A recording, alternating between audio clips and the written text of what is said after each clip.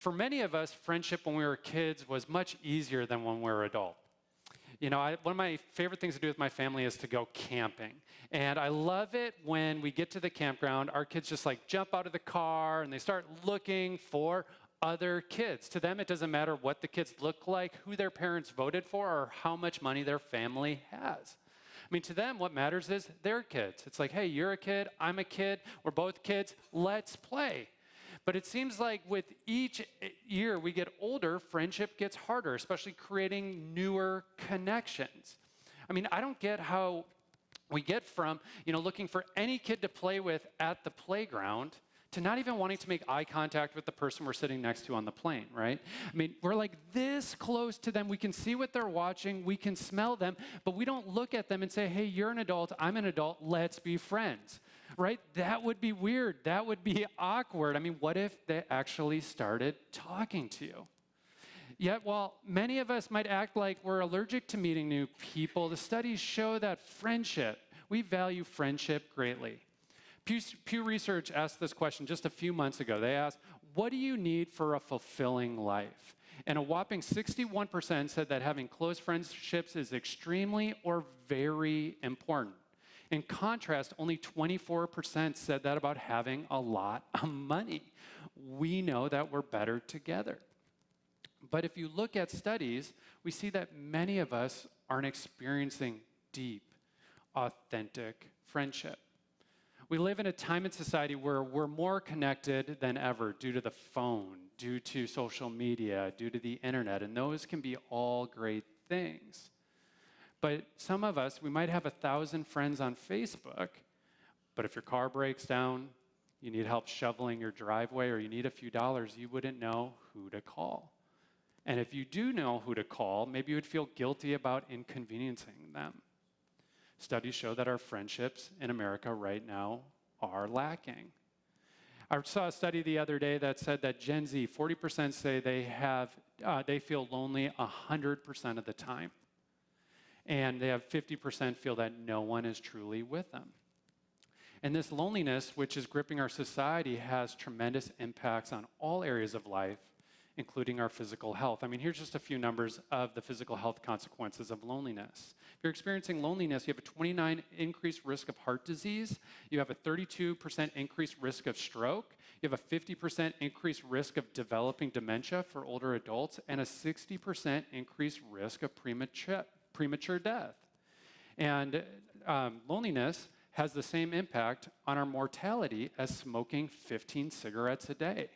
I mean, the physical health consequences of loneliness is drastic. For those of us who wanted to, think about our physical health, we need to think about our connection to others the same way that we think about exercise and eating right and sleep. In fact, a few years ago, the Surgeon General of the United States called loneliness an epidemic in our society. And this is what he had to say, Dr. Murthy had to say. He said, our relationships are a source of healing and well-being hiding in plain sight. One that can help us live healthier, more fulfilled, and more productive lives. Given the significant health consequences of loneliness and isolation, we must prioritize building social connection the same way we have prioritized other critical public health issues such as tobacco, obesity, and substance use disorders. Together, we can build a country that's healthier, more resilient, less lonely, and more connected. So the Surgeon General, what he's saying pretty much is, we have some issues in society with loneliness, but we have the resources to tackle it and create better connection. So the Surgeon General, he created a 6-pillar system. He created an advisory team that created a 6-pillar system on how to tackle loneliness within our society, including, reforming digital environments and a few other things. But all of it hinders on this one pillar, which is cultivating a culture of connection. So in other words, creating spaces and being a people that have a culture for others to connect and for people to find deep and meaningful friendship. And this is what our society needs now more than ever. And I know there's some of us here and watching online who are probably saying, this is what I need now more than ever. And if that is you, I just want to encourage you, you are in the right place.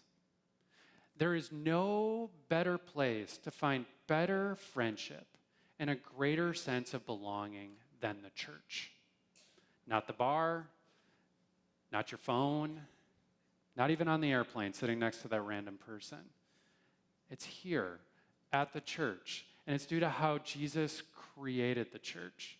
See, the early church, it was such a diverse group of people. It was made up of people who were slaves and those who were free, those who are rich and those who are poor, male and female, people of all different ages, socioeconomic status, and ethnic groups and racial groups. They all came together around the person of Jesus and found great belonging and friendship, and it changed the world.